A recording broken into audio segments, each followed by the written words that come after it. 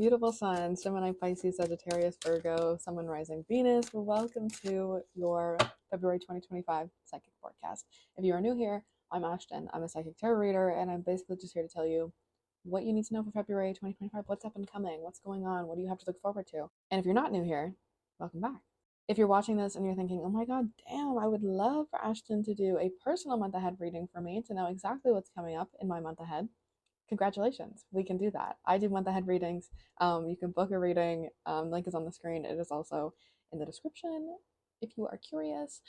If this part of the reading resonates with you, the rest of the reading will also likely resonate with you. So stick around, see what's up, see what's good.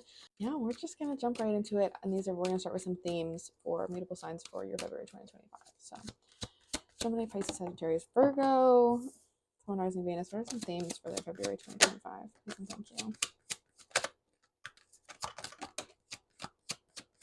Themes for mutable signs in February 2025. Okay, so we have consciousness, comfort, balance, trust, fear, and hunger. I feel like this is like so much less serious than the other two collectives for fixed and cardinal signs. I feel like there's just a lot of self comfort going on here, a lot of self reassurance, and really working on what your conscious brain is telling you, or what you're telling your brain consciously, and removing negative thinking and trying to maybe be a little bit more positive in February 2025 and trusting in the process, trusting that if you have worked for something, if you are waiting for something to be like come together, trust that it's most likely going to happen if you have put the work in and that you have dedicated yourself to the task, whether that be actually something physically you could work with your hands, or whether that be actually at work, or whether that be in a relationship, that there is work that has been done or and will continue to be done, and you need to trust that the work will yield results.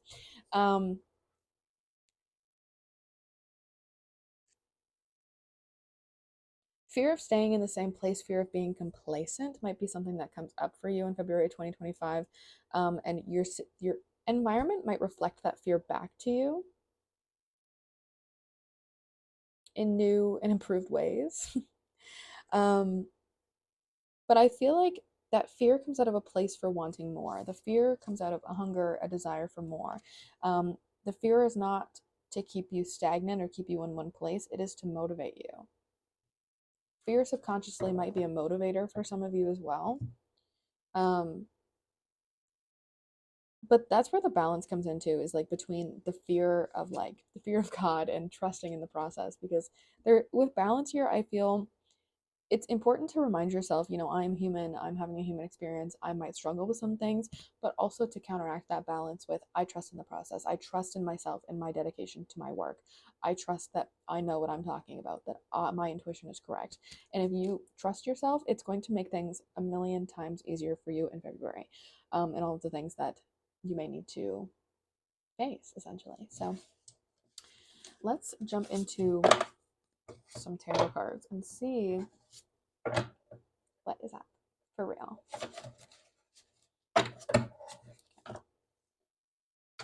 Mutable sign, Gemini, Pisces, Sagittarius, Virgo, Sun, Moon, Rising, Venus. What do they need to know for February 2025? What do mutable signs need to know for February 2025? What do mutable signs need to know for February 2025? Please and thank you. Mutable signs. What do they need to know for February 2025? Please and thank you.